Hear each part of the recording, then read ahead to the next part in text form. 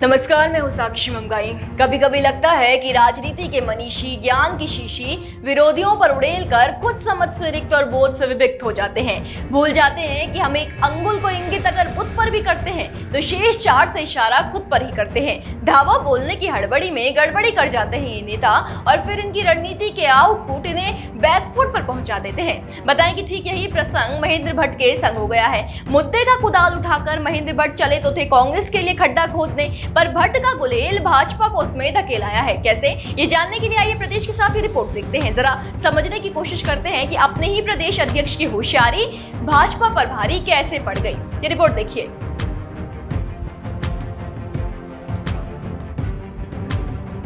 सबसे पहले तो आपको ये बता दें कि उत्तराखंड भाजपा के प्रदेश अध्यक्ष महेंद्र भट्ट बागेश्वर उपचुनाव को लेकर न केवल जोश से भरे हुए हैं बल्कि वो नतीजों को लेकर बड़े सकारात्मक भी हैं। चंपावत उपचुनाव में सीएम धामी की धमाकेदार जीत की पटकथा महेंद्र भट्ट बागेश्वर में दोहराने का विश्वास जता रहे हैं। इसके लिए भट्ट एक तरफ बीजेपी की पीठ थपथपाते हैं और दूसरी तरफ कांग्रेस पर निशाना लगाते हैं। ये महेंद्र भट्ट का विपक्ष को घेरने का इरादा ही था कि भट्ट ने कांग्रेस के प्रत्याशी के चयन पर सवाल खड़े कर दिए। विपक्ष के ऊपर अपने कार्यकर्ताओं पर यकीन न करने, उनके अपमान करने, किसी दूसरी पार्टी से प्रत्याशी आयात करने के आरोप लगा दिए। ये सुनिए।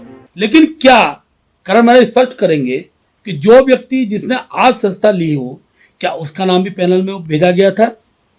और अगर भेजा गया था तो किस आधार पर भेजा गया था? इसके साथ साथ मैं शुरू से जो आरोप कह रहा हूं, कांग्रेस में कार्यकर्ता अपमान होता है, आज कारण मेरा स्पष्ट भी करना चाहिए कि जो 3 नाम का पैनल उन्होंने भेजा है उन्हीं में से टिकट दिया जाएगा और बसंत कुमार का टिकट कांग्रेस नहीं करेगी। एक बार इसको स्पष्ट करने की स्थिति में क्या कांग्रेस है? इसलिए मैं कह सकता हूं कांग्रेस के में अपने कार्यकर्ताओं का जो शोषण होता है, जो कार्यकर्ताओं के साथ छल होता है, वह इसके बाद सर्वविदित हो जाएगा।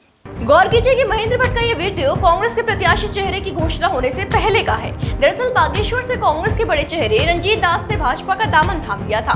रंजीत दास को शायद कहीं न कहीं ये संदेह था कि पार्टी इस पर बागेश्वर उपचुनाव के मैदान में उन्हें न उतारकर किसी और चेहरे पर दांव खेलेगी। रंजीत दास के भाजपा में शामिल होने के बाद कांग्रेस के प्रदेश अध्यक्ष करण महारा ने स्पष्ट किया था कि रंजीत दास का नाम केंद्र को भेजे 3 नामों के पैनल में था, लेकिन इससे पहले कि कोई फैसला आता, रंजीत दास भाजपा में शामिल हो गए। अब हुआ ये कि महेंद्र भट्ट ने इसे हथियार की तरह पेश करते हुए विपक्ष पर कई प्रकार के आरोप मढ़ना शुरू कर दिए।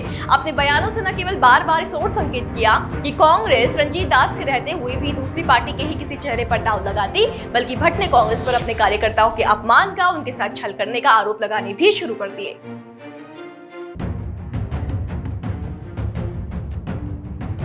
जी हां, उपचुनाव के लिए कांग्रेस प्रत्याशी के नाम की घोषणा होने से पहले भी और बसंत कुमार जो कि आप से कांग्रेस में आए थे और जो अब कांग्रेस की ओर से उपचुनाव में ताल ठोक रहे हैं, उनके नामांकन के बाद भी लगातार भाजपा के नेता कांग्रेस पर यह कहकर निशाना साधते रहे कि कांग्रेस ने प्रत्याशी आयात किए हैं, पार्टी अपने कार्यकर्ताओं पर यकीन नहीं करती, कांग्रेस के पास योग्य कार्यकर्ता शायद रहे नहीं, इसलिए दूसरी पार्टी में ताकाझाकी कर रही है। कांग्रेस को आड़े हाथों लेने में उत्तराखंड भाजपा के महेंद्र भट्ट सबसे सक्रिय दिखे।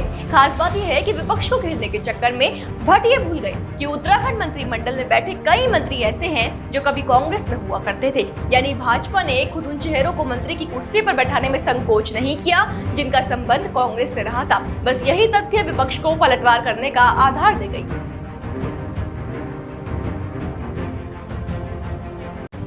दरअसल उत्तराखंड कांग्रेस की मुख्य प्रवक्ता गरिमा मेहरा दसौनी और प्रवक्ता शिषपाल सिंह बिस ने महेंद्र भट्ट की याददाश्त पर तथ्यों की ये छींटे मारे हैं। दसौनी ने महेंद्र भट्ट के आरोपों का जवाब देते हुए कहा कि मंत्रिमंडल में आधे से अधिक मंत्री पद पर आसीन लोग कांग्रेस से आयात किए हुए हैं। क्या इसका मतलब ये निकाला जाए कि भाजपा के पास काबिल विधायकों की कमी है? उनका उनके विधायकों पर से विश्वास उठ चुका है, वो कार्यकर्ताओं से छल करते हैं। उन्होंने कहा कि सतपाल महाराज, रेखा आर्य, सुबोध उनियाल, सौरभ बहुगुणा और कुछ अन्य कांग्रेस के लोग जो 2017 से 22 के बीच कैबिनेट में मंत्री पद पर रहे, सभी कांग्रेस से ही भाजपा में गए थे। वर्तमान में भाजपा के 47 में से 15 से अधिक विधायक कांग्रेस पृष्ठभूमि के हैं। पूर्व में चंद्रनाम दास को भी भाजपा ने कांग्रेस से ही आयात किया था, तो भाजपा के प्रदेश अध्यक्ष इसे कैसे उचित ठहराएंगे?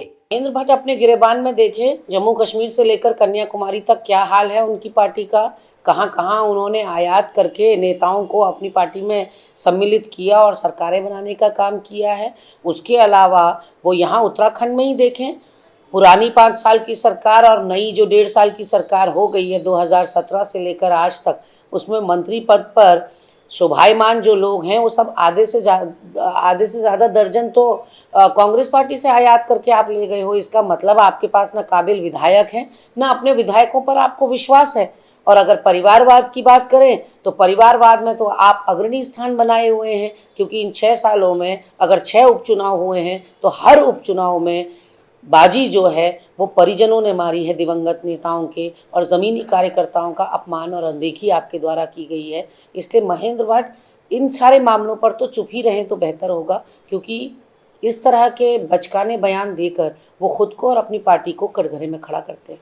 एक तरीके से महेंद्र भट्ट ने कांग्रेस को घेरने के लिए बनाई अपनी रणनीति में भाजपा को भी निशाने पर खड़ा कर दिया। अब देखिए, कांग्रेस के कार्यकर्ताओं के मन में संतोष के बीज बोने में महेंद्र भट्ट के आक्षेपों ने भूमिका निभाई हो या ना हो, लेकिन सवाल है कि कहीं विपक्ष का पलटवार भाजपा के भीतर अंतरकलह की नींव तो नहीं रख देगा। कहीं बीजेपी के लोग इस आंकलन में तो नहीं जुट जाएंगे कि मंत्री और विधायक पद पर बैठने वाले कितने नेता कांग्रेस पृष्ठभूमि से आते हैं। कहीं भारतीय जनता पार्टी से संबंध रखने वाले इसे अविश्वास या छल से तो नहीं जोड़ देंगे। इन्हीं सवालों के साथ आज विदा लेते हैं, फिर हाजिर होंगे। बने रहे देवभूमि इनसाइडर के साथ। आज ही डाउनलोड करें देवभूमि इनसाइडर ऐप।